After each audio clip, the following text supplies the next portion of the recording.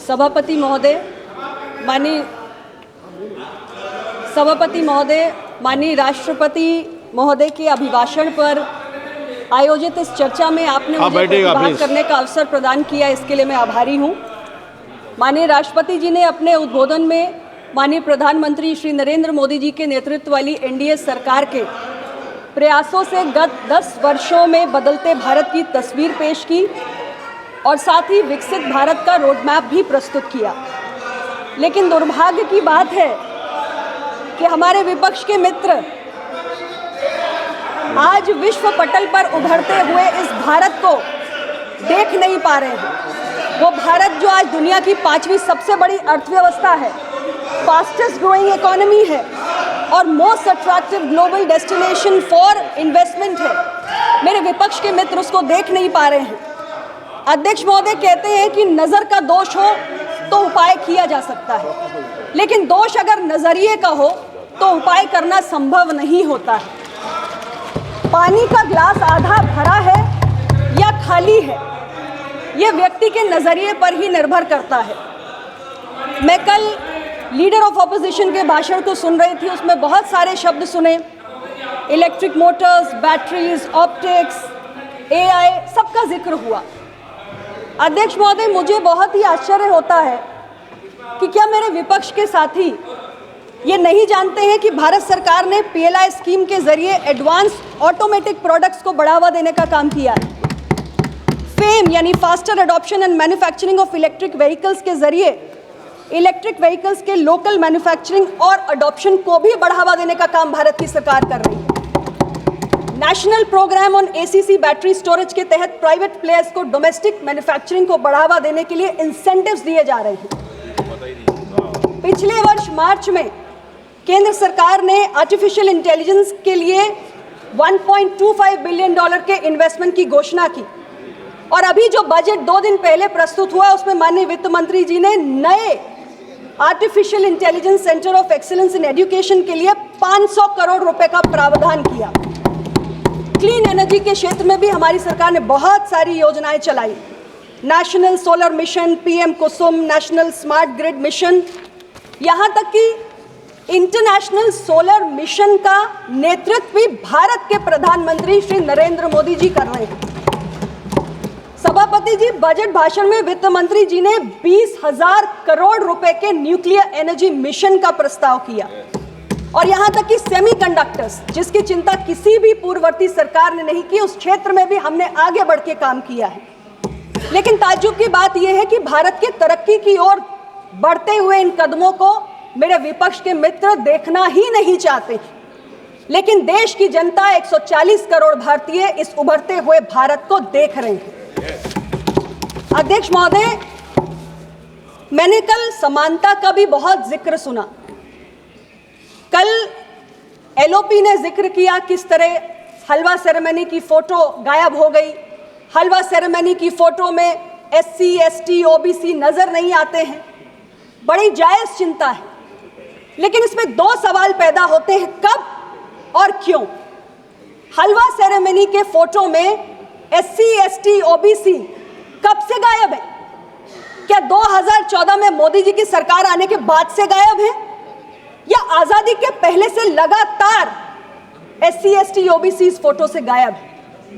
और क्यों गायब है, ये उससे भी बड़ा सवाल है। सभापति जी, इस फोटो फ्रेम में आने के लिए एक जरूरी शर्त है और वो शर्त है कि एससी, एसटी, ओबीसी आईएएस अफसर हो और इन वंचित वर्गों के आईएएस बनने का जो रास्ता था उसमें सबसे बड़ा रोड़ा अगर कोई बना है तो वो कांग्रेस पार्टी बनी है, जिसने मंडल कमीशन की सिफारिशों को लागू नहीं होने दिया।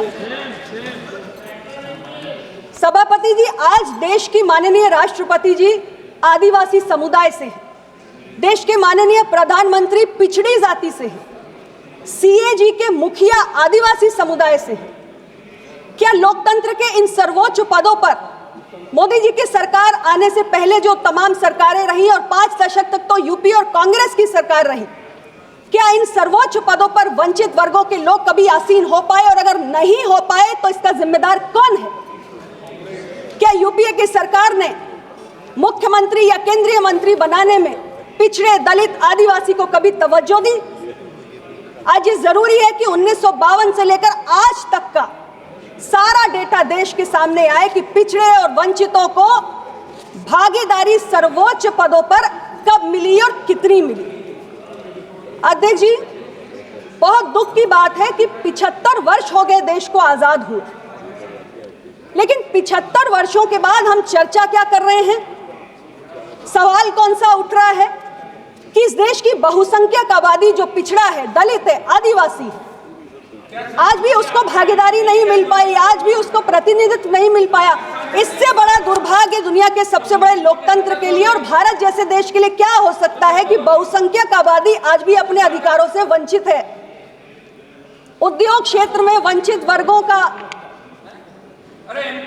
उपस्थिति नहीं है, किसी बड़े उद्योग घराने का स्वामित्व वंचित वर्गों के पास नहीं है, किसी बड़े मीडिया घराने का स्वामित्व आज हमारे किसी दलित ओबीसी के पास नहीं है।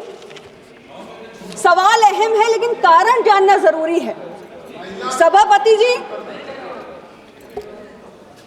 हमें यह समझने की जरूरत है कि आजादी के बाद लगातार कई वर्षों तक हमारा दलित, पिछड़ा, आदिवासी अपनी बुनियादी जरूरतों को पूरा करने की जद्दोजहद में ही लगा रहा, रोटी कपड़ा मकान की चिंता से ही मुक्त नहीं हुआ। और जब वो इन बुनियादी जद्दोजहद में उलझा हुआ है तो वो क्या किसी उद्योग की स्थापना करेगा या किसी मीडिया घराने का मालिक बनेगा?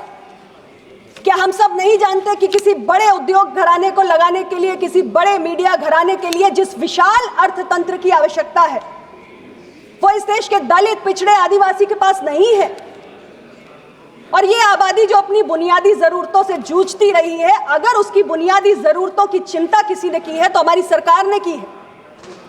और मोदी जी की सरकार की वो तमाम गरीब हितैषी योजनाएं जिनके आंकड़े आज मेरे विपक्ष के मित्रों को बड़े उबाऊ लगते हैं, वो आंकड़े आज जमीन पर क्रांतिकारी परिवर्तन ला रहे हैं, क्योंकि लोगों के जीवन में बदलाव हो रहा है, उन्हें बुनियादी जरूरतों के इस जंजाल से मुक्ति मिल रही है। जब इन चिंताओं से वो मुक्त होगा तभी वो तरक्की करेगा, और उसकी तरक्की के बहुत सारे रास्ते हमने खोले हैं।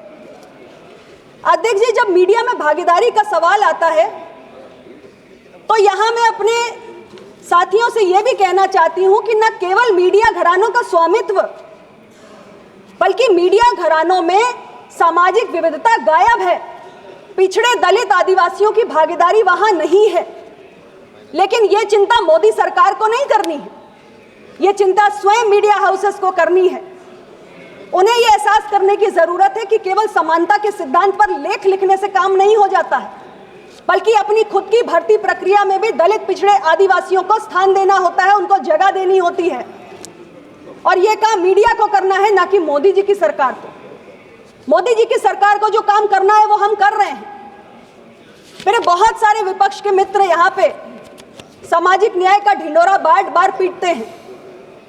मैं उनसे ही पूछना चाहती हूँ कि जब उनकी सरकारें थी, राज्य में थी, केंद्र में थी, तो जिस जातीय जनगणना की वो बार बार बात करते हैं, उन्होंने वो जातीय जनगणना कराने का क्या एक भी कदम उठाया?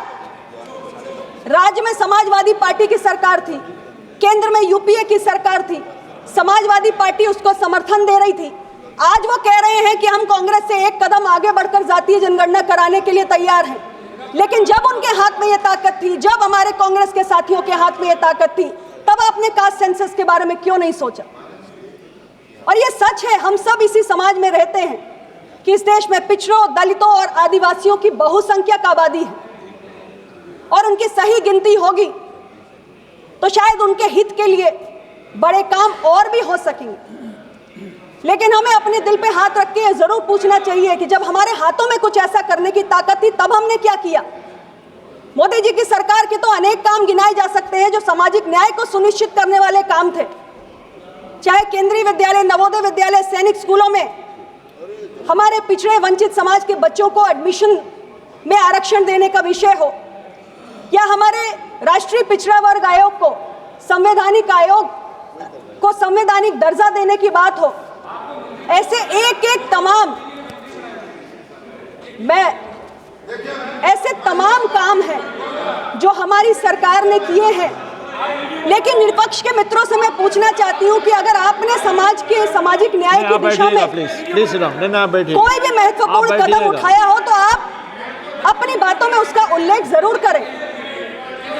सभापति महोदय, मेरे विपक्ष के एक साथी ने अभी थोड़ी देर पहले उठकर नौकरियों का प्रश्न उठाया।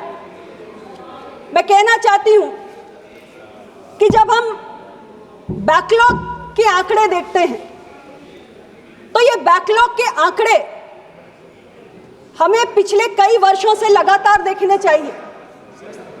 ये बैकलॉग इतना कैसे बढ़ गया? 5 दशक तक इस देश में यूपीए की सरकार थी। आपने जो हमारे पिछड़े, दलित, आदिवासी समाज के नौकरियों के बैकलॉग हैं, उसको पूरा करने के लिए, उसको भरने के लिए कोई प्रभावी कदम क्यों नहीं उठाया? लेकिन हमारी सरकार ने इस बैकलॉग को खत्म करने के लिए मिशन रिक्रूटमेंट चलाया। मिशन रिक्रूटमेंट जिसके तहत हमने लगातार इस बैकलॉग को कम करने की कोशिश की। और ऐसे तमाम हमारे भारत सरकार के अलग अलग विभाग है, मंत्रालय है, रेलवेज हो, बैंकिंग हो, पोस्ट हो, होम अफेयर्स हो, ऐसे बहुत सारे डिपार्टमेंट्स हैं जिसमें बैकलॉग को हमने मिशन रिक्रूटमेंट के तहत निरंतर प्रयास करके पूरा करने का काम किया है। और 10 लाख सरकारी नौकरियां और पक्की नौकरी हमने अपने देश के नौजवानों को दी है, प्रतिभावान नौजवानों को दी है। सभापति जी, मैं आज इस अवसर पे यही कहना चाहती हूं कि सामाजिक न्याय की केवल जुबानी जुगाली करने से काम नहीं चलेगा। सामाजिक न्याय को एक फर्म एक्शन की जरूरत होती है। वो फर्म एक्शन हमने तो करके दिखाया है, लेकिन जब विपक्ष के साथी इस फोरम पे खड़े होते हैं और सामाजिक न्याय की दुहाई देते हैं तो उनसे मैं जरूर कहना चाहती हूं कि अगर आपने कोई भी फर्म एक्शन लिया हो अपने कार्यकाल में तो आप उसका भी उल्लेख जरूर करें। दूध का दूध और पानी का पानी हो जाएगा। और इतना ही कहते हुए माननीय राष्ट्रपति महोदया जी को मैं उनके अभिभाषण के लिए बहुत बहुत धन्यवाद देना चाहती हूं कि वो हमारे बीच में आई और हम सभी को उन्होंने संयुक्त रूप से संबोधित किया। आपका बहुत बहुत धन्यवाद, आपने मुझे अवसर प्रदान किया। धन्यवाद।